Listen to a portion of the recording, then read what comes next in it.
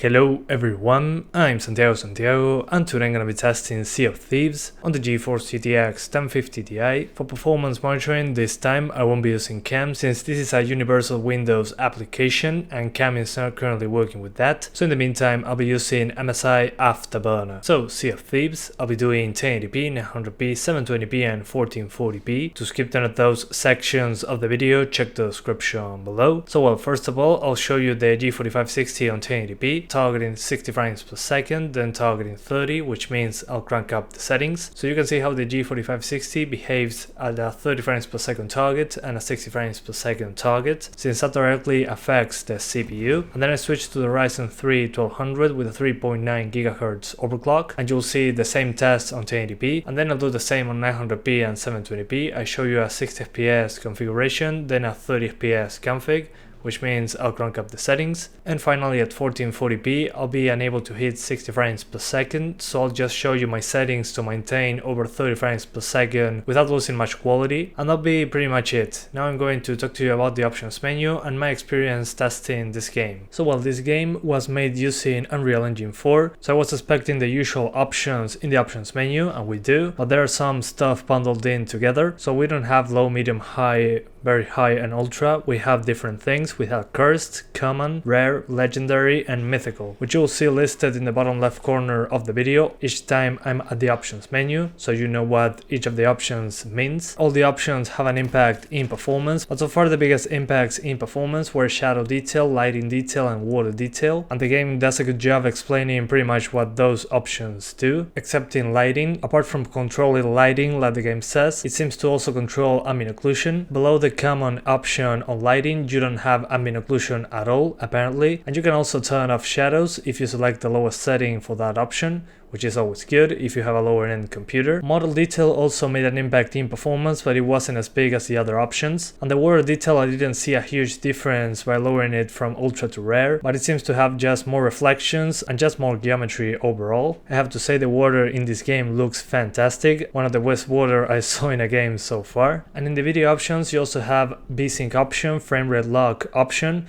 which allows you to lock it even at 15 frames per second. You also have an in-game FPS counter, and you can also see your ping, since this game is always online. And under resolution options, you have some already set resolutions like 540p, then 720p, 900p, 1080p, 1200p, and if you have a 1440p or 4K monitor, for example, you have to select the option called native, which means that the game will run at the native resolution that you selected on Windows. So for example, if you want to play at a different resolution, for example, I don't know, 1366 but 768, you just select native and the game should use that resolution instead of 720, 1080, 900p, all that kind of stuff. So the game should be able to support arbitrary resolutions. And another thing that I really liked about this options menu is that when you change something, the game doesn't need to restart or anything like that.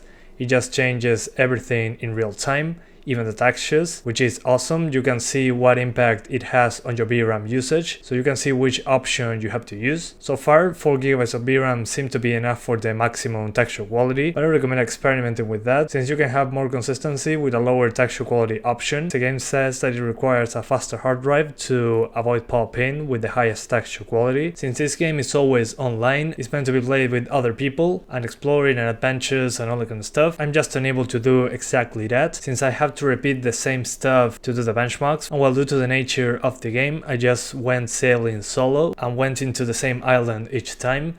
This is one of the islands that gave me the biggest impact in performance. It doesn't mean that it's the worst, but it's one of the worst I found so far, which is called Pirate's Haven. You can find it on the map on your ship. Very easy to find, pretty much at the south of the map. And while this island has a lot of geometry, a lot of foliage, trees, some animals, some skeletons to fight every now and then, all that kind of stuff. So I just waited for the sun to come up and started just exploring the place.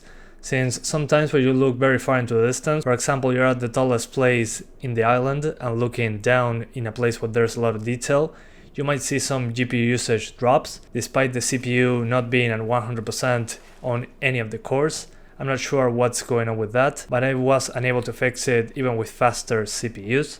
So it seems to just be a thing with the game. Nothing major if you ask me. It happens very few times in islands that have a lot of terrain plus a lot of detail in the distance, when you're just sailing on the ship is fine, but you can also see a performance impact when you're just, for example, fighting on the ship with 3 or more players involved. That can be a performance impact as well, but unfortunately, since I cannot repeat that many times, I cannot really add it to the benchmarks due to the nature of this game, as I said a second ago. So this is not everything that you can do in the game, which is just running around in an island, but this is a benchmark video, so I'm trying to just show you performance on a place where I had the lowest frame rates, which is this island. And I also noticed very uneven frame times. It seems that it's because I'm very far away from the server. I'm around 150 to 250 milliseconds of ping, which I'm unable to fix. It seems that the servers are just far away from me, so the variable frame times are a random occurrence. Sometimes they happen, sometimes they don't, so also keep that in mind depending on where you live. I live in South America, so if you live in North America, for example, or Europe,